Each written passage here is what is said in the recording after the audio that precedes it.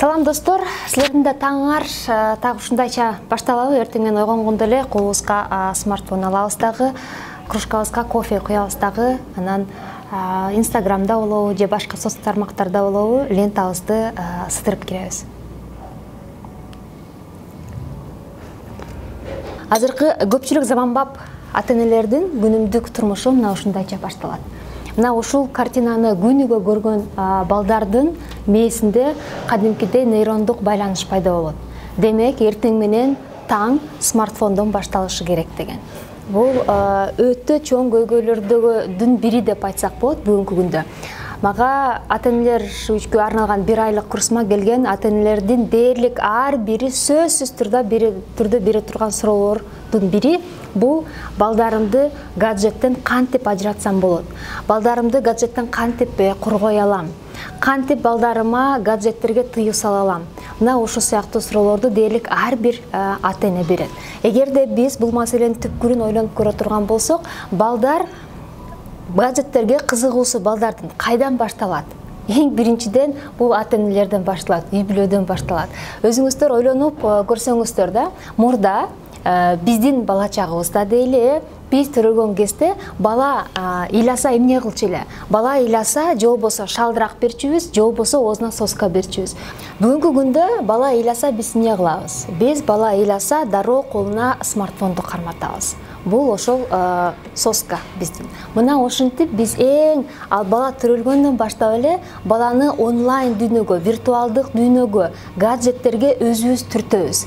Андан кийин эң кызык нерсе, бала чоңое баштагандан кийин биз ошол көйгөй менен күрөшүп баштайбыз. Башкача айтканда, башында биз ошол көйгөйдү өзүбүз колубуз менен жаратабыз, андан кийин ошол көйгөйдү чечүү менен алекпиз. Бүгүнкү күндө ар бир ата-эненин дээрлик ушул маселе турат да, баланы гаджеттен кантип коргоо керек. Биз бала тарбиялоону ата-энелерден алган модель менен эле үйрөнгөнбүз. Ата-энелер бизди кандай тарбияласа, биз да ошону тарбиялап келебиз. Бирок биздин ата-энелердин учурунда эч кандай гаджет болгон эмес. Ошондуктан гаджет менен мамилени кандай түзүш керек экен деген нейрондук байланыш да биздин мээбизде жок. Ошондуктан бүгүнкү күндө айрым ата-энелер паникага түшүп, бул балекет жогот, таптакыр тыюу салыш керек деген позицияда, айрым ата-энелер эмне болсо ошо болсунчу деген баланы өз жайына койгон позицияда, ал эми айрым бөлүгү ата-энелердин аң сезимдүү бөлүгү ушул гаджет менен кантип мамиле түзсөм болот, гаджет менен баламды кантип баягы онлайн, офлайн жашоосун кантип тең салмакта кармасам болот деген билимдерди издеп жаткан кези. Ооба, гаджет бүгүнкү күндө биздин жашообуздун ажырагыс бөлүгүнө айланды. Мындан эч кайда качып кутула албайбыз. Мындан кандайдыр бир мындай өзүбүздү коргой албайбыз. Болгону бир гана жолу бар муну.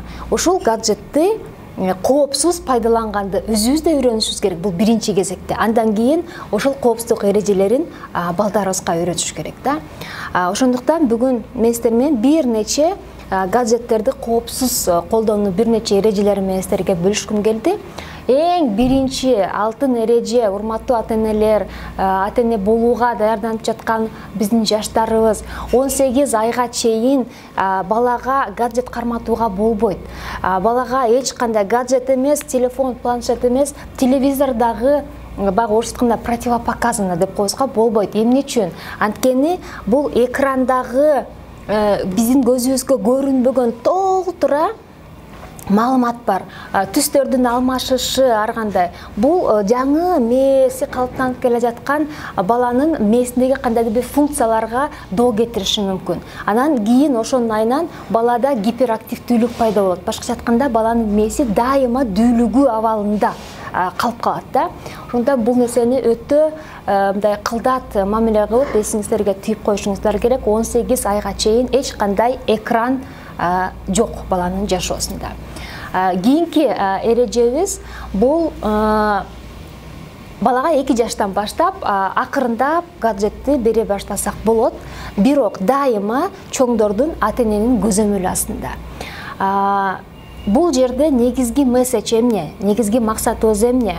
Бул жерде гаджетти биз өзүбүздүн пайдабызга жосо пайдалуу негизде колдонуу деген нейрондук байланыштар түзүшүбүз керек балага. Жөн эле каалаган убакта кармата салуу эмес, чогуу туруп кандайдыр бир пайдалуу мультфильмдер болобу, баланы өнүктүрө турган пайдалуу оюндар болобу, кыска убакытка ошолорду чогуу туруп көрүп, андан кийин токтотуп коюу. Эгерде биз дайыма ушундай кылсак, баланын мээсинде ушундай нейрондук байланыш пайда болот. Ага, демек смартфонду кандайдыр бир өнүгүү үчүн пайдалуу, өзүбүздүн пайдабызга колдонуш керек экен, каалаганда туш келди эмес. Бул экинчи эрежебиз. Үчүнчүсү сөзсүз түрдө убакыттык чектөө киргизишибиз керек.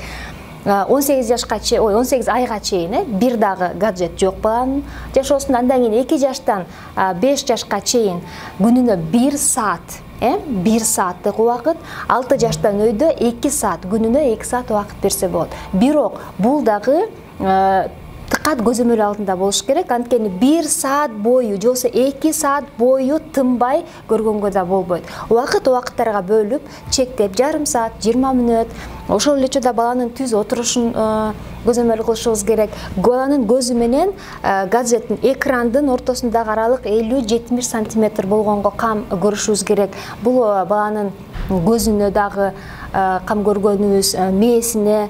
Мына ушул сыяктуу эрежелерди биринчи кезекте ата-энелер өзүбүзгө адатка айландырсак, кийин чоңойгондо баланын менен да тил табышуу, бала менен гаджет. Бүгүнкү күндө мындай бир феномен бар. Мурда үй бүлөдө бала ата-эне деген эки эле звено болсо, бүгүн любовный треугольник бар да. Ата-эне, бала, анан гаджет деген. Дайыма ушул любовный треугольникте конфликттер болуп турат да.